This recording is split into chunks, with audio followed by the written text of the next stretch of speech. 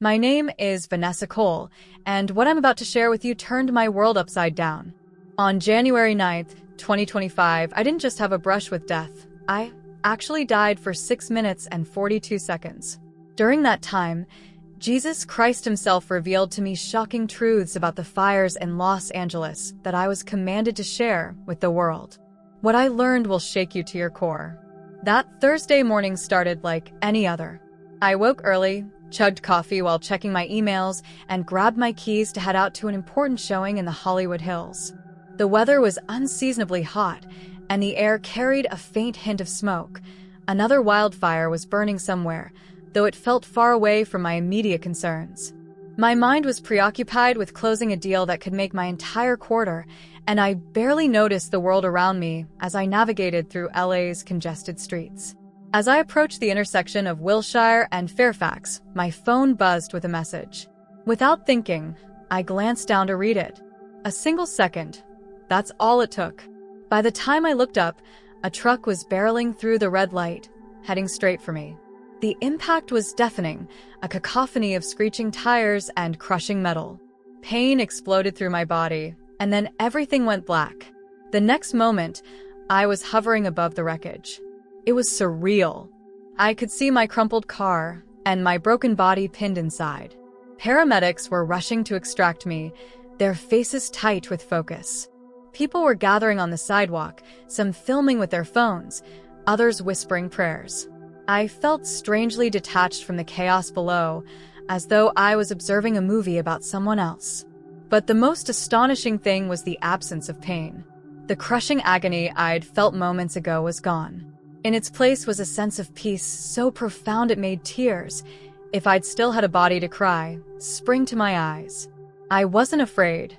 In fact, I felt lighter, freer, than I ever had before. As I looked around, I noticed a light in the distance, growing brighter and warmer with every passing second. I felt it pulling me, gently but irresistibly, and I surrendered to its call. That was when everything changed. The light enveloped me, warm and alive, like nothing I had ever experienced. It wasn't just something I saw. It was something I felt, an all-encompassing presence that seemed to resonate with every part of me. It was brighter than the sun, yet soft, like golden silk brushing against my spirit. As I moved toward it, I noticed colors that defied human understanding. Shades of blue, green, and gold shimmered with hues I couldn't name, as though they were alive, dancing and shifting in perfect harmony. The journey through the tunnel wasn't frightening. It was exhilarating. I felt like I was gliding, weightless, through an infinite expanse that seemed to hum with music. This wasn't music as we know it. It was richer, deeper, a symphony of voices and melodies that seemed to emanate from the very fabric of existence. Each note resonated within me, filling me with joy and an overwhelming sense of belonging. Then, as suddenly as it had begun, the movement stopped, and I found myself standing in a space unlike anything I'd ever seen. The ground beneath me shimmered like glass, reflecting the radiant light that filled the air. The space felt vast yet intimate, like it was designed just for me. And standing at the center of it all was a figure whose presence immediately brought me to my knees.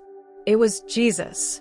I had seen images of him in church growing up, but nothing could have prepared me for the reality.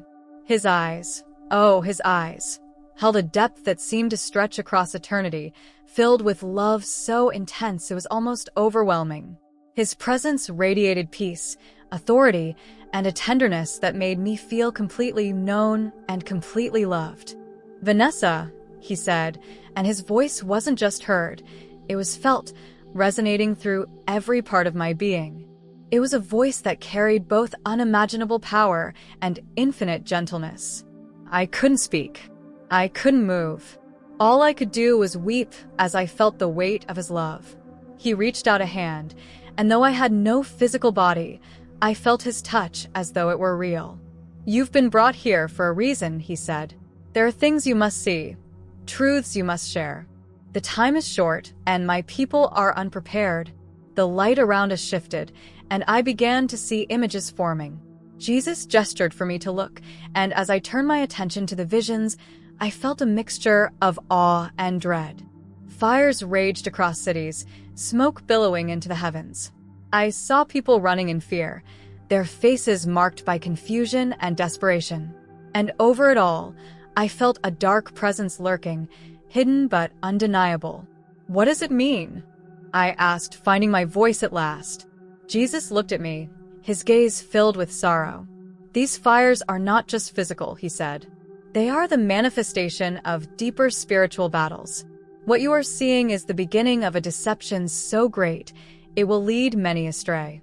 You must warn them, Vanessa. You must tell them the truth." And with that, the scene began to shift again, drawing me deeper into a revelation that would change everything I thought I knew. But that was just scratching the surface. The vision before me was unlike anything I'd ever seen. I stood beside Jesus, his presence grounding me as I watched flames engulf Los Angeles.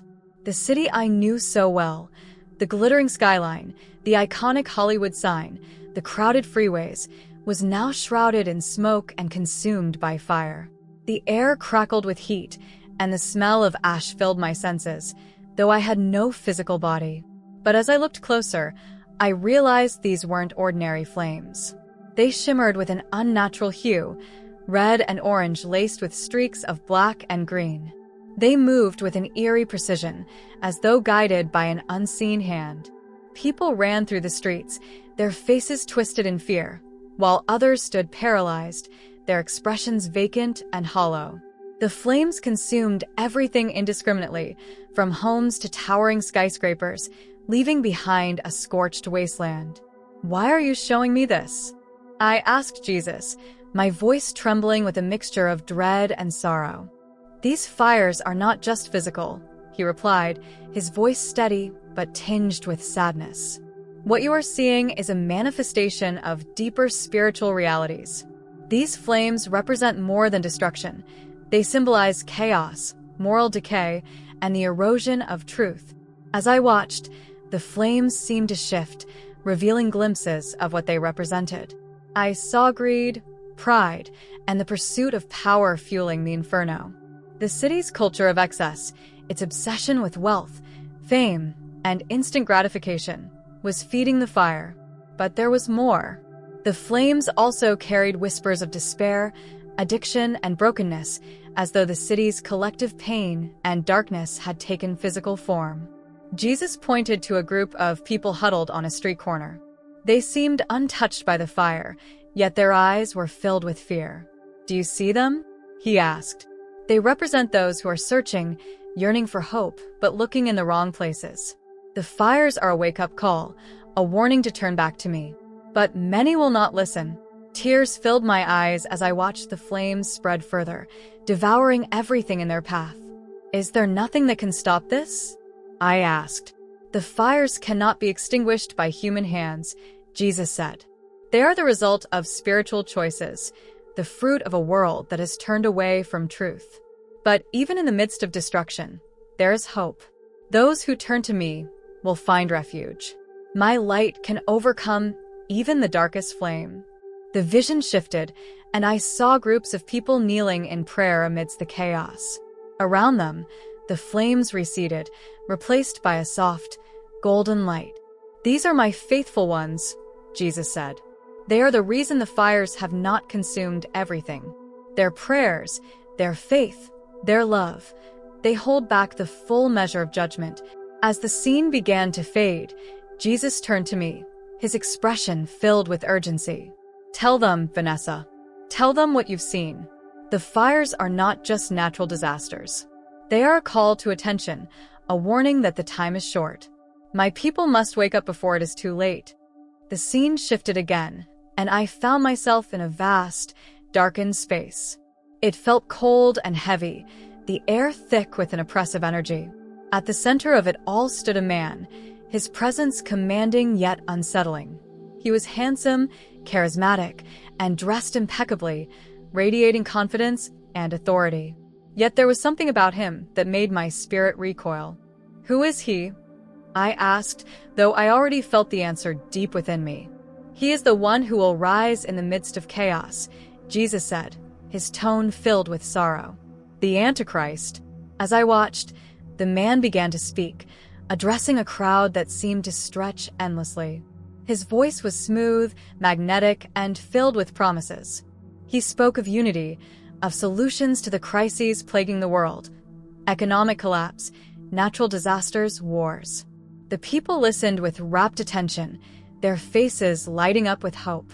It was as if he carried the answers to every problem, the key to a brighter future. But behind his words, I sensed something sinister. His promises were laced with deception, his solutions a facade hiding a darker agenda. He spoke of peace, but his vision required absolute control. He offered security, but it came at the cost of freedom. The scene shifted, and I saw Los Angeles once again. The fires had subsided, but the city was different. People walked the streets with small, glowing devices implanted in their hands or foreheads, seamlessly integrated into their daily lives. Transactions, identification, even communication, all done with a simple wave of the hand.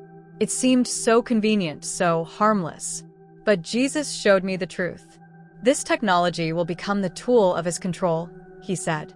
What begins as convenience will soon become mandatory. Those who refuse will be excluded, unable to buy, sell, or participate in society. The deception will be subtle at first, but it will grow stronger, until even the faithful are tempted to compromise. I saw how Los Angeles, a city of influence and innovation, played a central role in the Antichrist's rise. Its culture, media, and technology were used to shape global norms, spreading messages that normalized dependence on the new system. People eagerly embraced the changes, unaware of the spiritual cost. But there will be those who resist, Jesus said, pointing to small groups of people gathered in hidden places. My faithful ones will stand firm, even in the face of persecution. They will be lights in the darkness, guiding others back to me. As the vision ended, I felt a deep heaviness in my spirit. The rise of the Antichrist was not just a distant prophecy, it was beginning to unfold. And the fires in Los Angeles were only the first spark in a larger spiritual battle. Go and tell them, Jesus said. The time is short, and the choices they make now will determine their eternity. The vision shifted once more, and I found myself looking at the world from a vantage point that felt impossibly high. Below me, I saw the flames of Los Angeles, but they were no longer confined to the city. Fires of varying intensity blazed across the globe, some literal, others symbolic. Cities, nations, and even rural communities were affected. The destruction was overwhelming, yet it was not random. Each blaze seemed to grow from seeds sown long ago, seeds of greed, pride, and spiritual neglect. These fires are more than disasters, Jesus said, his voice resonating with authority. They are a wake-up call to humanity, meant to draw attention to the moral and spiritual drift that has taken place. My creation groans under the weight of sin, and these events are signs for those willing to see. As I focused on the fires, I began to notice patterns. Each one seemed tied to a specific area of human life: politics, economics, entertainment, even religion. The flames were not merely destructive, they carried a dual purpose. For some, they represented a chance for renewal, a stripping away of what was false to reveal what was true. For others, they were a warning, a precursor to greater judgment that would come if the lessons went unheeded. Tell them this, Jesus said, his tone both firm and compassionate. The fires are an opportunity for humanity to turn back, to cleanse what has become corrupt and restore what has been lost. But if they continue to ignore the signs, the fires will transform from cleansing flames to flames of judgment. He gestured, and I saw a family huddled together, praying in the midst of a disaster. Around them, the fire burned less intensely, as though held back by an unseen force.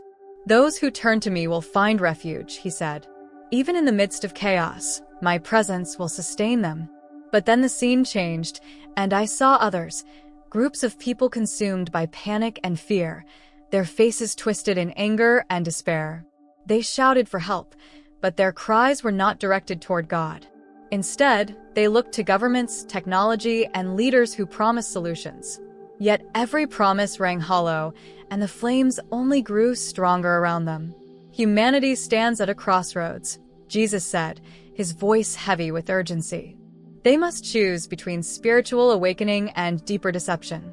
The time is short, and the choices they make now will shape their eternity. As the vision faded, I felt the weight of the message settle on me. The fires in Los Angeles were not isolated. They were part of a larger pattern, a global call to repentance and renewal. But the choice rested with humanity. Would we heed the warning, or would we continue down the path of destruction?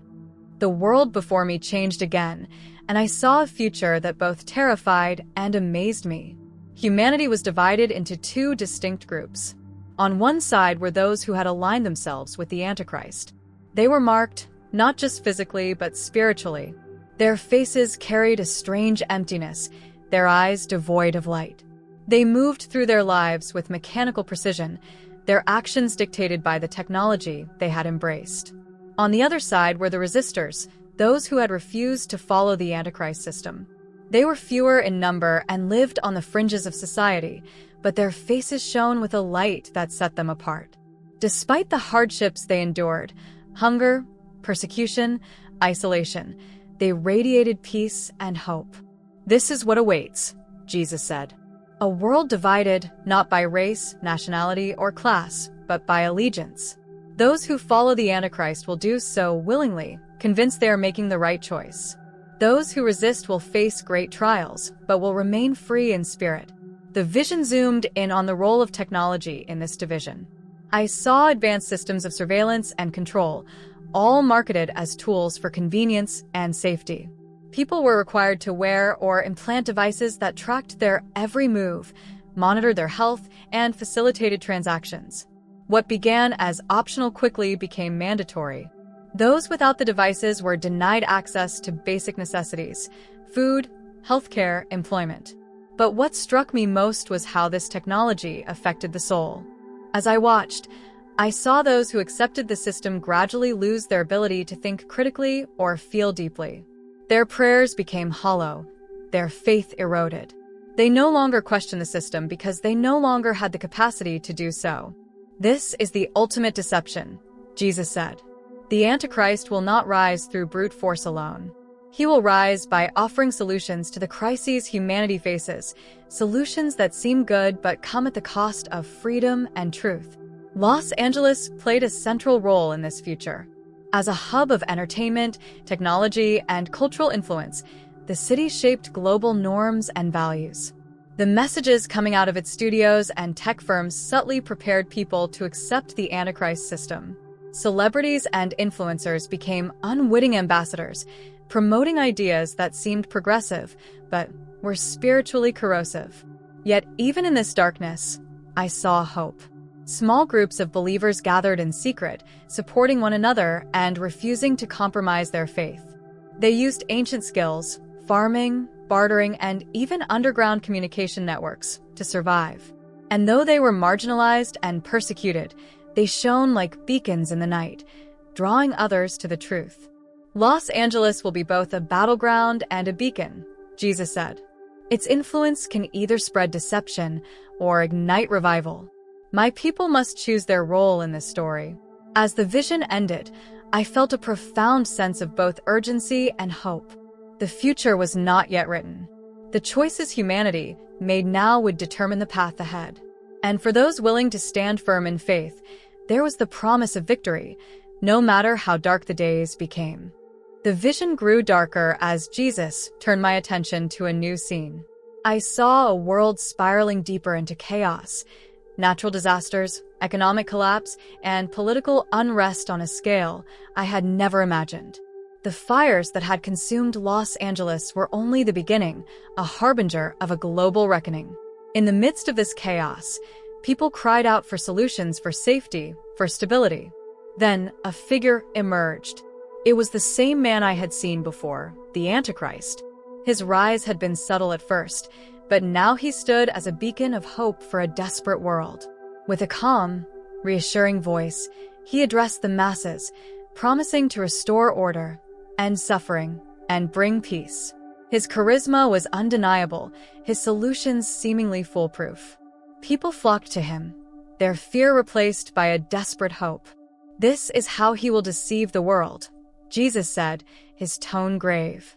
"He will not appear as a tyrant, but as a savior.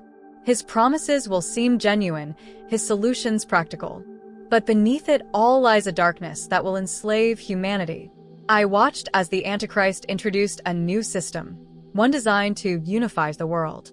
It centered around a technological innovation, a small device implanted in the hand or forehead. This device was marketed as the ultimate solution, capable of handling identification, financial transactions, healthcare monitoring, and even personal security. It was hailed as the key to a new era of convenience and peace. At first, the device was voluntary. Those who adopted it praised its benefits, and its popularity grew rapidly. But as the chaos continued, more fires, earthquakes, and political upheaval, the device became mandatory. Those who refused it found themselves unable to buy food, access healthcare, or participate in society. They were labeled as threats to progress, their refusal seen as selfish and dangerous. "This is the mark of the beast," Jesus said, his eyes filled with sorrow. "It is not just a physical mark, but a spiritual one. Accepting it is a declaration of allegiance, a choice to trust in human systems over divine truth." I felt a deep dread as I watched the effects of the mark. Those who accepted it were changed, not just physically, but spiritually. Their ability to perceive truth faded, their hearts hardened. Even their prayers became mechanical, devoid of genuine connection to God. Jesus then showed me how the fires in Los Angeles and other disasters were part of the enemy's plan. "The chaos is deliberate," he explained. "It creates the perfect conditions for the Antichrist to rise and for the mark to be accepted. Fear and desperation will drive people to seek safety at any cost." As the vision faded, Jesus spoke with urgency. "Tell them, Vanessa, that no promise of safety or security is worth their soul. My people must trust in me, not in the systems of this world. The time is short, and the choice is eternal." The darkness of the previous vision gave way to a scene filled with a soft, golden light. I saw small communities scattered across the globe, hidden in forests, mountains, and even urban shadows. These were not large groups, but tight-knit circles of believers who had refused the mark of the beast. Their lives were not easy. They faced hunger, persecution, and isolation, but their spirits shone with a light that pierced the surrounding darkness. "These are my faithful ones," Jesus said, his voice filled with love. "They have chosen to trust in me rather than in the systems of the world. Though they suffer now, their reward will be eternal." I watched as these communities worked together, sharing resources and supporting one another. They lived simply, relying on skills that had long been forgotten by most of the world. They grew their own food, made their own clothes, and traded goods among themselves. Despite their hardships, they were filled with peace and joy, their faith unshaken by the trials they faced. What struck me most was the supernatural protection they experienced. In one scene, I saw a group of believers gathered in prayer as soldiers approached their hidden refuge. The soldiers seemed ready to attack, but as they drew closer, they hesitated, confused, and eventually turned back. "I send my angels to guard them," Jesus explained. "Just as I provided manna in the wilderness for my people, I will provide for those who remain faithful." I also saw miraculous provision. Food appeared where there had been none, water flowed from dry ground, and illnesses were healed through prayer. These acts of divine intervention were not constant, but came at critical moments, strengthening the faith of those who witnessed them. "These trials are not without purpose," Jesus said. "They refine my people, purify their faith, and prepare them for what is to come. But they must also prepare practically. Tell them to build communities now, to learn skills that will sustain them, and to strengthen their bonds with one another." Jesus' message was clear. Spiritual preparation was the most important, but practical steps were also necessary. He emphasized the need for believers to develop a deep relationship with him, to learn to hear his voice clearly, and to memorize his word. "When the time comes, my people must stand firm," he said. Their strength will come from knowing that I am with them, even in the darkest hour. As the vision ended, Jesus turned to me with a look of deep compassion. Vanessa, remind them that they are not alone. I am with them always, and my love will sustain them. The faithful will face trials, but their victory is assured. Tell them to prepare, not with fear, but with faith, for I have overcome the world. The vision left me with a profound sense of hope. Though the trials ahead would be great, the faithfulness of these small communities shone like stars in the night, a testament to the unshakable power of God's love and provision. The vision shifted one final time, and I was transported to a scene of breathtaking magnitude. Before me stretched a battlefield, not of flesh and blood, but of light and darkness. The armies of the Antichrist, vast and imposing, stood on one side, while on the other were the faithful, their faces shining with an unearthly glow. But it wasn't the size of the armies that mattered. What struck me most was the presence above them all. Jesus stood at the center, his light so brilliant that it illuminated the entire scene. His voice thundered with authority, yet it was filled with compassion. "It is finished," he declared, and in that moment, the forces of darkness began to crumble. The Antichrist, once so confident and powerful, was reduced to nothing as the light of truth overwhelmed him. His followers, blinded by their own choices, fell into confusion and despair. "This is the coming reckoning," Jesus said, turning to me. "The Antichrist's reign will be brief, but its effects will be profound. Yet in the end, my victory is assured. No power can stand against the truth of my kingdom." As I watched the scene unfold, I saw the fires that had ravaged Los Angeles and other parts of the world. They now appeared as rivers of gold, flowing across the landscape. These flames were no longer destructive, but purifying. They burned away the corruption and decay, leaving behind a world renewed and radiant. "The fires were always twofold," Jesus explained. "For those who turned to me, they became tools of refinement, drawing them closer to truth and purging what was false. But for those who rejected my call, they became tools of judgment, revealing the consequences of their choices. I was shown the earth transformed, a world where love, justice, and peace reigned under God's eternal kingdom. The faithful who had endured the trials were now gathered in joy, their sacrifices forgotten in the presence of overwhelming glory. Yet for those who had followed the Antichrist, the separation was clear. They stood in darkness, unable to enter the light, their separation self-imposed by the choices they had made. "Every person will face this choice," Jesus said. "Eternal life with me or eternal separation through the deception of the enemy. The time to decide is now. When the moment of reckoning comes, it will be too late." The vision faded, and I felt a sudden pull, as though I were being drawn back into my body. "It's time for you to return," Jesus said, his voice filled with love and urgency. "What you have seen must be shared. The time is short, and my people must prepare." In an instant, I was back. I gasped for air, my chest heaving as the sounds of the hospital flooded my senses.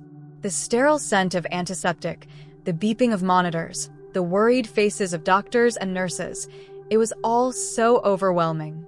I had been clinically dead for several minutes, yet I felt more alive than I ever had before. The weight of what I had seen settled on me, and I knew my life could never go back to what it was. Jesus had entrusted me with a mission, and I couldn't stay silent. The fires, the deception, the coming trials, they weren't distant possibilities. They were imminent realities, and the world needed to know. I began to write, pouring out every detail of my experience. But this was more than just a testimony, it was a call to action. I urged people to strengthen their faith through prayer, scripture, and a personal relationship with Jesus. I emphasized the importance of building strong, supportive communities that could stand firm in the face of societal pressure. And I warned against the seductive pull of technology and worldly systems, encouraging discernment and vigilance. But most of all, I shared the hope that Jesus had shown me. "Do not fear," he had said. "My love will sustain you, and my victory is assured." I reminded people that no matter how dark the days ahead might seem, God's light would always prevail. As I shared my story, I encountered skepticism, ridicule, and even outright hostility. But I also saw hearts transformed, eyes opened, and faith renewed. For every doubter, there was someone who recognized the truth and chose to prepare, not with fear, but with faith. I close this account with a final plea. If you are reading this, take it to heart. The fires are not just physical, they are spiritual, a sign that the world is at a crossroads. Strengthen your faith, build relationships rooted in love, and prepare to stand firm. The choice before humanity is clear: life with God or separation through deception. But remember this, no matter how great the deception, God's love is greater. No power on earth or in heaven can separate you from Him if you choose to remain faithful. Jesus is coming soon, and His victory is assured. Let us be ready, not with trembling hearts, but with bold and unshakable faith. The time is now, and the choice is ours. Want to hear more of this? Then click on the video on the right-hand side, which is even more shocking.